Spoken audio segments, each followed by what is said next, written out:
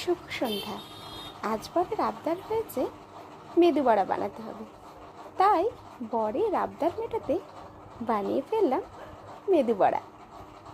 তারপরে ভাবলাম সাউথ ইন্ডিয়ার বাকি ডিশগুলো বানানো যাক, সাথে বানালাম ইডলি। তবে অবশ্য আমারও বেশ ভালো লাগে এই সাউথ ইন্ডিয়ান ডিশগুলি। আর সঙ্গে বানালাম একটি মশালা ধোসা। তারপরে ভাবলাম উত্তাপ্পামটাও কেন বাকি থাকে, তাই একটা উত্তাপ্পামও বানিয়ে নিলাম। আর সাউথ ইন্ডিয়ান ডিশের জন্য সাম্বার ডাল, নারকেলের চাটনি সে তো অবশ্যই লাগবে, তাই সেগুলো বানিয়ে নিয়েছি।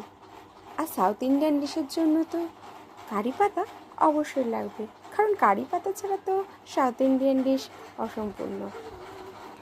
দেখো তো কেমন হচ্ছে আমার এই মিনিয়েচার সাউথ ইন্ডিয়ান ডিশগুলি, অবশ্যই কমেন্টে জানিও কিন্তু।